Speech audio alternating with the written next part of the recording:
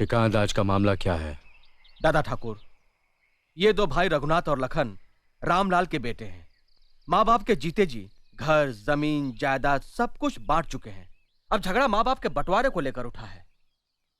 माँ को अपने पास रखने के लिए तो दोनों तैयार हैं, पर बाप को रखने के लिए कोई राजी नहीं है। क्या ये सच है? जी दादा ठाकुर, माँ बहुत बूढ़ी और कमजोर हो गई है, इसलिए उसकी देखभाल करना मेरा फर्ज है। दादा ठाकुर, मैं बचपन से ही माँ को बहुत चाहता हूँ। माँ के बिना रह नहीं सकता, इसलिए माँ की सेवा करने का अधिकार मेरा है। वैसे भी पिताजी भैया को बहुत चाहते हैं, भैया को उनकी देखभाल करनी चाहिए। कितने बच्चे हैं तुम्हारे? एक लड़का और एक लड़की है।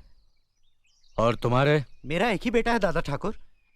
अच्छा, तुम दोनों में से जो भी अपनी माँ को अपने पास रखना चाहता है, उसे अपने पिता के पास अपने बेटे को भेजना होगा, क्योंकि बुढ़ापे में उनकी सेवा करने वाला कोई तो चाहिए ना। ये कैसे हो सकता है?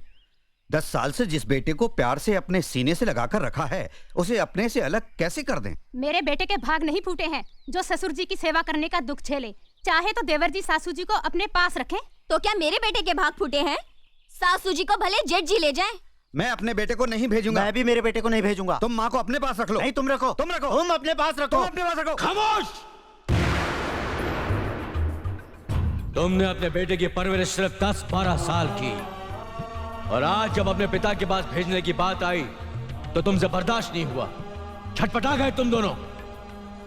और जिन माँ बाप ने 40 साल तक दिन रात अपने सीने से लगाकर फूलों की तरह तुम्हें पाला, पढ़ाया लिखाया, शादी की, अपनी जमीन, जायदाद, रुपया पैसा सब कुछ तुम्हारे हवाले कर दिया, उम्र के आखिरी इस दौर में उन्हीं माँ बाप को जुदा करने की सलील हरकत कर रहे हो तुम दोनों। अरे कोक में अपना लहू पिला पिला कर जिसने तुम्हारी रचना की, तुम्हें जीवन देने के लिए मर मर कर कई बार जो जी है बेचारी, वो है तुम्हारी माँ। अपना खून जला जला कर तुम्हें रोटी खिलाने वाला, अपनी खुददारी पर चोट खा खा कर तुम्हें खुशी देने वाला वो इंसान तुम्हारा बाप है। और इन्हीं माँ बाप की जिंदगी भर की दौलत हो तुम दोनों भाई।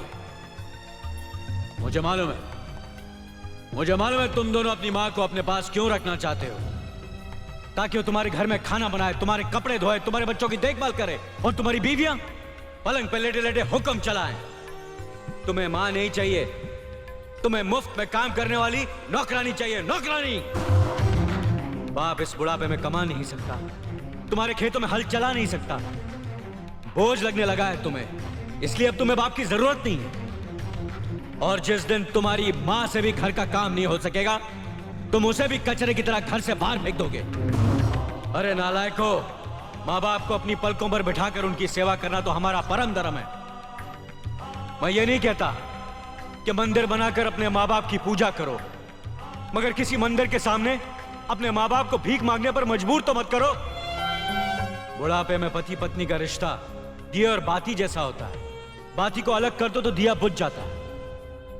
वैसे ही इस उम्र में इन्हें अलग कर दिया तो ये मर जाएंगे। इतिहास गवाह, जो माँ बाप की इज्जत नहीं करता वो बेटा कभी सुखी नहीं रह सकता। हमें माफ कर दीजिए दादा ठाकुर, हमें माफ कर दीजिए, हमें माफ कर दीजिए। माफी मुझसे नहीं, अपने माँ बाप से मांगो जिनका दिल तुमने दुखाया है।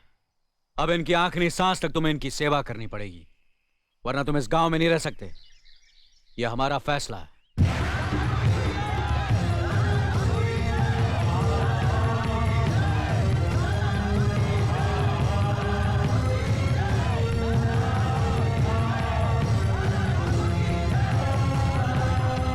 ये सरसों के नए बीज है।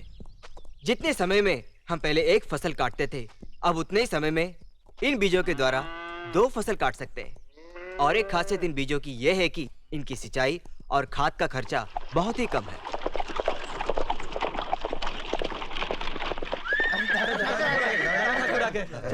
आइए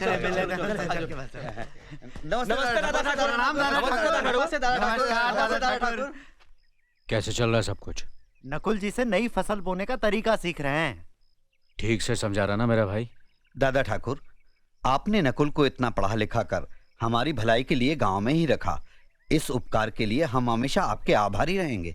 अरे कैसी बातें कर रहे हो, इसमें उपकार की क्या बात है? गांव में एक दूसरे की मदद करना तो हमारा फर्ज है। और फिर नकुल इसी मिट्टी में पैदा हुआ है, पढ़ लिख कर इस गांव की मदद नहीं करेगा तो और किसकी करेगा? क्या बात है, सब ठीक तो है? कुछ गुंडे हाट में आकर मारपीट कर रहे हैं। हाँ दादा ठाकुर, हमारा माल तोड़ फोड़ दिया, गुंडे लोगों को तंग कर रहे हैं। औरतों को छेड़ रहे हैं। हमें बचा लीजिए ठाकुर, बचा लीजिए। आप लोग फिक्र मत कीजिए, मैं अपने भाई अर्जुन को भेजता हूँ, वो सबसे निपट लेगा। आप लोग जाइए।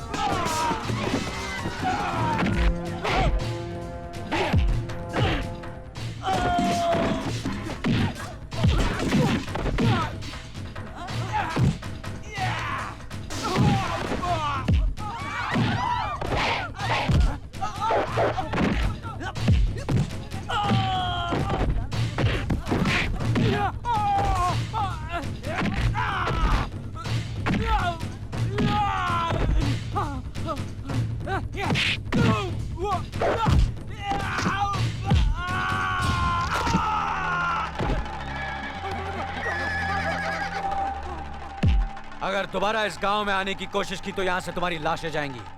ये दादा ठाकुर का हुक्म है। चल हट।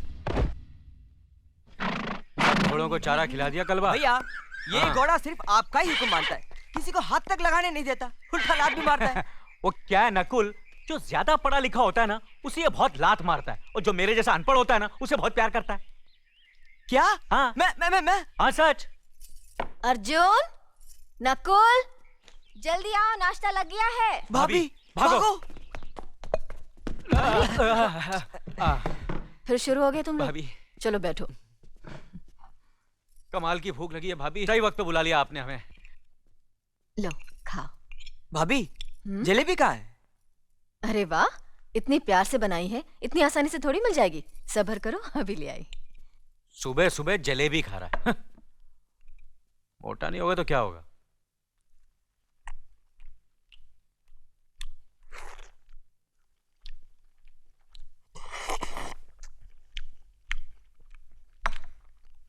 भैया खाना तो ठीक से खाया करो, क्या भैंसे की तरह आवाजें निकाल रहे हो? भैंसे की तरह? अच्छा, तू मुझे सिखाएगा खाना कैसे खाया जाता है? छोटा होकर बड़े को सिखाता है? अरे वाह, इसमें छोटे बड़े की क्या बात है भैया? खाना खाते वक्त आवाज करना बदतमीजी होती है। क्या तूने मुझे बदतमीज कहा? नहीं भैया, आप गलत सामान समझ संभाल के रहे हैं। बात कर, मेरे मैं तेरा बड़ा भाई हूँ। बड़ा भाई समझे? अरे ये सब क्या हो रहा है? उफ, आप लोग नाश्ते की टेबल पर बैठे हो या मैदानी जंग में? हाँ भाभी ये कह रहा था कि मैं भैंसे की तरह खाना खाता हूँ। भैया आप झूठ बोल रहे हैं। भाभी मैं ऐसे कह सकता हूँ? मैंने तो सिर्फ इतना ही कहा कि खाना खाते वक्त आवाज करना बदतमीजी अरे होती है। जरा बस, पढ़ और क्या क्या? लिया? अपने आप को अंग्रेज समझने लगा? भैया इसमें अंग्रेज की बात कहाँ से और आ गई? क्या? आप तो कुछ भी बोलते अरे रहते हैं। चुप! आप दोनों खामोशी से खाते हो या खोले हम जादू की पुड़िया? जादू की पुड़िया? नहीं समझे? नहीं। अजी सुनिए।